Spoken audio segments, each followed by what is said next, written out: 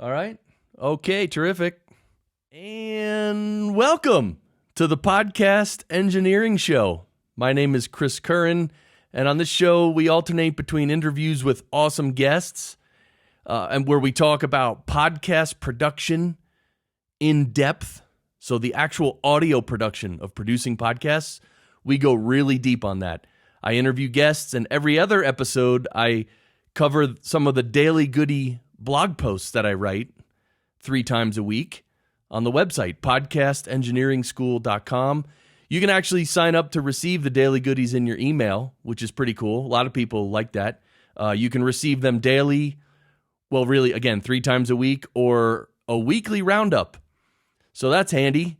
By the way, next semester of Podcast Engineering School, guess when it starts? Take a wild guess. Well, you're never going to guess. I didn't announce it yet. It starts September 14th, 2021. September 14th, 2021. If you want to learn how to produce and engineer podcasts at the highest professional level, that's what we teach there. So we're going to get into the daily goodies in a second, but I want to mention that last episode, I interviewed Jason Gambrell from Pushkin, which was awesome. And then next episode, I already recorded my interview with Martin Gonzalez from Pushkin. And you know Jason Gambrell's episode was awesome. If you haven't heard that yet, go back one episode and listen to that. And my conversation with Martin was excellent. And I really hope you appreciate the incredible information that these guys are sharing. I mean, these guys are heavyweights in the industry. These guys are doing some of the best and sometimes most complex audio production for podcasts in the world.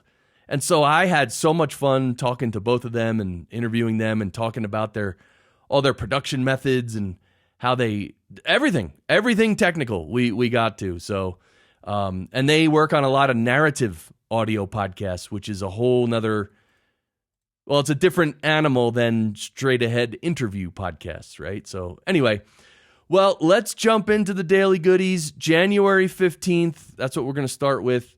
The first one is titled Podcast Taxonomy. So I actually had never really looked into this that much, but apparently it's a newer initiative. They came out with a white paper, and they're apparently an international multidisciplinary collaborative standard for recognizing roles and credits in podcast production. So really, it's like the terminology, right, for podcast production and the podcast industry. Apparently, a bunch of people, they're getting together and deciding on what to call different people. You know, who's an engineer, who's an editor, who's a producer, who's an associate producer, all these different things. So I linked to it in the Daily Goody, and that reminds me, in the show notes there will be a link to each and every Daily Goody that I cover. So just go in the show notes and click on Podcast Taxonomy, and then once you get there, you'll be able to look at their white paper. And again, I haven't looked into it that much because, I don't know, the podcast industry, ever since Serial came out in 2014 and got real popular, there's the podcast industry it has 2 different parts, really. One part is the big radio companies and the big podcast production companies, like NPR and Gimlet and Spotify and Apple Podcasts, right? That's big money, a lot of listeners, usually celebrities that have shows, and they put a lot of money into marketing and a lot of times they produce, more intricate episodes with sound design and things like that. So that's like part of the industry. The other part of the industry is just regular people doing a podcast, just doing straight up interviews or even monologues, just talking to themselves or, talking by themselves, I should say. So ever since, the big business side of podcasting sort of started to become popular, I would argue with the success of Serial, the Serial podcast in 2014, that industry is really taken off and growing because obviously they're selling ads, they're making money. And so that's the part of the industry that is, I believe, working on this podcast taxonomy, recognizing roles and credits in podcast production. For the average person, just, hanging out with their buddies and recording a podcast, I don't know if anyone really cares about what their role is or what their title is, right? So, all right, well, let's get to the next daily goodie. Fewer clients at higher rates versus many clients at lower rates. So this is a post I wrote because in the world of podcast production and podcast editing, there are a lot of independent podcast editors and podcast producers and engineers. And, like me, we get clients and we charge the clients money and we make a living and we can earn really good money. But when you get into podcast production with clients, there's two ends of the spectrum and there's a lot in between, right? So one end of the spectrum is sort of my approach to it, which is I only want a handful of clients, and because I'm providing, sort of a really high level professional service, I charge them a lot.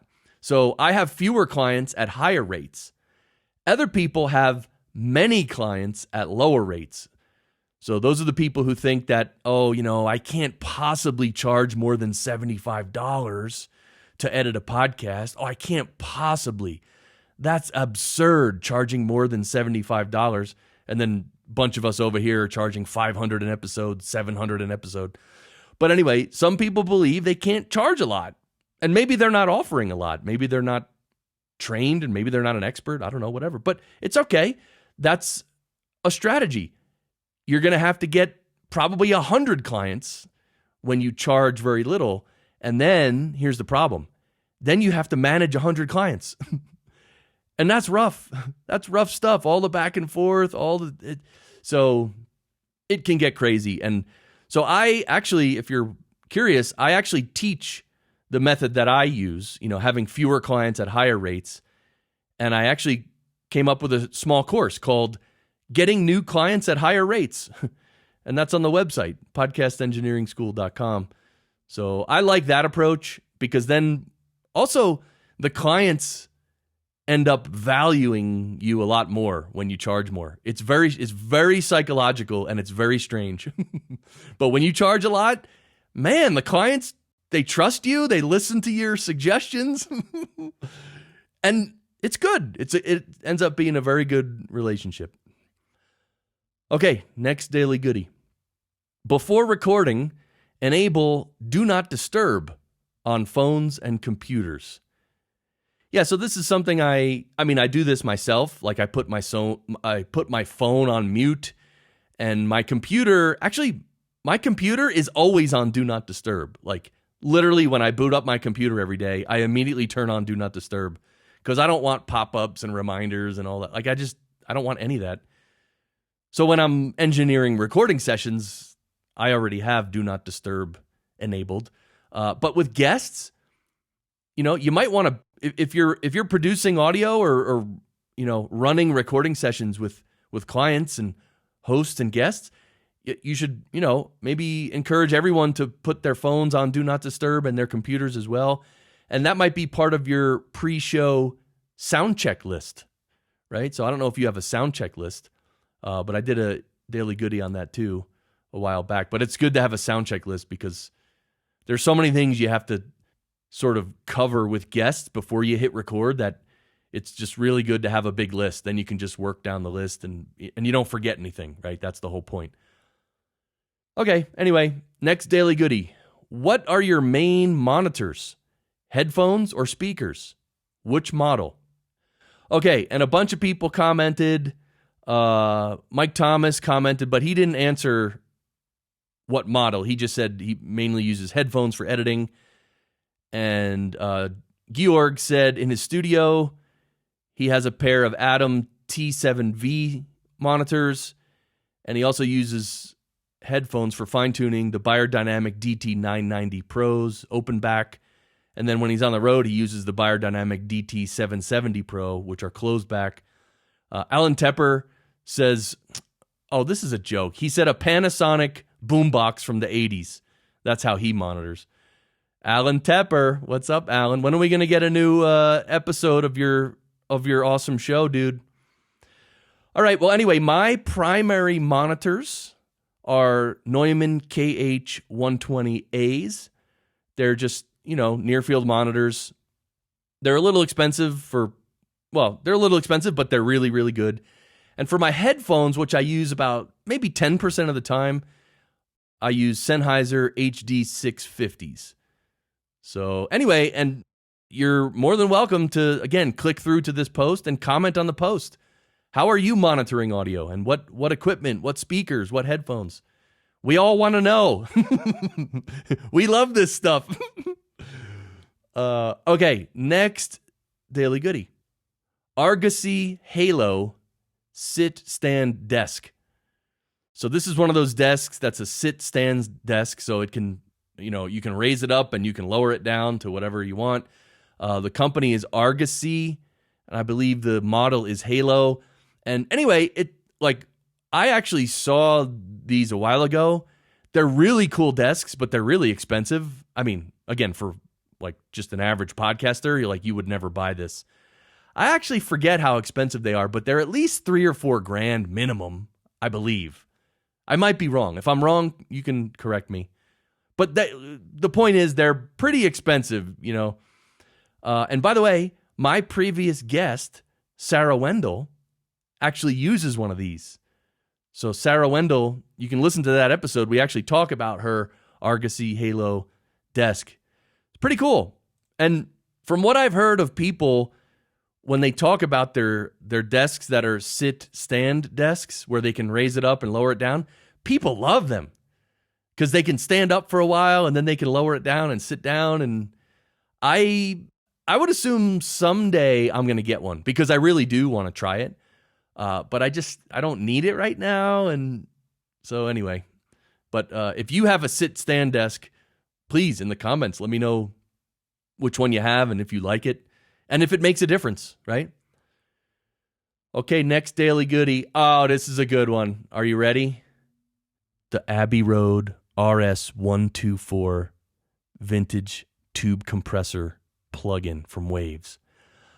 Oh, yeah. Okay, so I wrote this daily goodie on January 27th of this year, 2021. And this plugin was new back then, and I bought it immediately. It's not even that expensive. I think it's like $50 maybe or something. Anyway, it's the Abbey Road RS124, and it is from Waves, and it really it's modeled off a piece of equipment that's in Abbey Road Studios, right, in the UK. So it's just really smooth. It's a compressor, but it what happens is when these plug-in companies model these old compressors, what they capture is the flavor, is the saturation that just running audio through this, it changes the sound. It sort of adds a little bit of saturation. It's hard to describe, but it just sounds so awesome. And this, I love this compressor.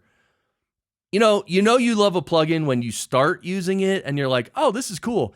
And then episode after episode, you're like, yeah, I want to use this. Oh, it's awesome. And you just keep using it for months and months. And you're like, yeah, I like this plugin a lot. So the RS124, really cool plugin. It's from Waves. And again, it's not even that expensive. So the next one, this is one of my Goody Bag episodes. Okay, the next daily goodie, recording with a dog in the room. All right, and I wrote this daily goodie because I've actually recorded many guests who've had a dog sitting next to them in the room while they're recording a podcast episode. And sometimes before we actually start the episode, I will hear the dog, right? I'll hear that there's a dog in the room, and I'll always ask the guest if they think it's a good idea to take the dog outside the room and shut the door, or is it better to leave the dog in the room? Because obviously you don't want the dog to start barking in the middle of an interview that's not really good, right? Nobody wants to hear that. Yeah. So some of the guests have said, oh no, if I put the dog outside the room, then the dog is just going to bark nonstop. So I have to have the dog with me in the room. And it's usually not a problem, but sometimes during the episodes you'll hear a dog get up and maybe shake themselves, and you'll hear their collar, or you'll hear the dog, and sometimes they do bark a little, or sometimes they yawn, or I don't know. But it's not a huge deal, but certainly it would be really nasty. Excuse me. It would be really nasty if a dog like started just barking its head off during an episode, right? That would not be good. Then the person we'd have to stop the whole session. Not stop it, but just, ask the person to take the dog out of the room. And if it's going to bark outside the room, then maybe you got to put the dog outside the house. So anyway, I don't own a dog, and I respect dog owners and all that. And dog owners, they usually know how to handle their own dog, so I just leave it to them, and usually works out really well. But that's an interesting scenario to come across, though, now and then. All right, next Daily Goody. Oh, this one, okay, so this is actually a recording platform, an online recording platform that records audio and video over the web. So I guess it's kind of like Zencastr or Squadcast or Riverside, but it's called Ennuicastr, Ennuicastr, Ennuicastr. I don't know if I'm saying it right, but I saw it and it looked interesting, and I went to their website, and anyway, I think they were in beta, and I've never tried this, but I thought it was pretty interesting, and I if you want to click through to the Daily Goody, you can link through to their website, and they have a Discord server too. And anyway, I don't know much about it. The reason I haven't looked into it too much is because I always use, these days, mostly I'm using Riverside, but I'm not actually recording many sessions these days. But I use Riverside or Squadcast, and sometimes Zencastr too. So I don't really have a need for another, online recording platform. But if you're interested in checking out options, maybe that's one. All right, and is this the last one already? Oh my God, this is the last Daily Goody we're going to cover. All right. Man, I'm dejected. Okay, this one is titled, Suggestion for Folks Who Don't Process Their Audio in Post, but May Want to.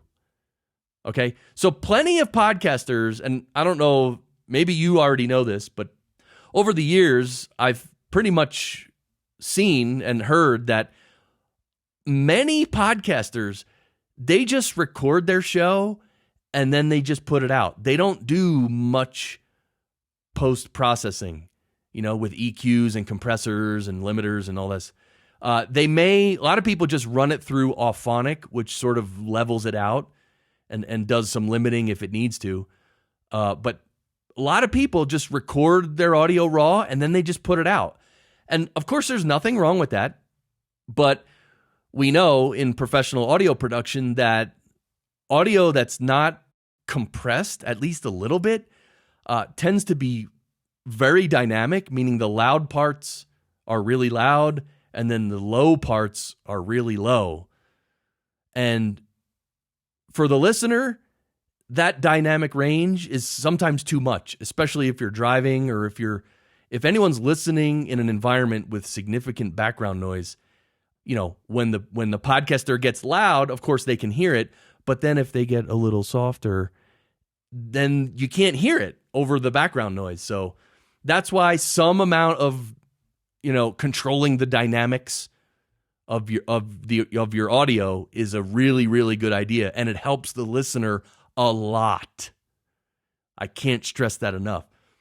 So what I'm saying, this is, again, suggestion for folks who don't process their audio in post, but if you might want to, I would say if you're just going to pick one type of processing to use, maybe one little plugin or one little processor, I would say use a compressor.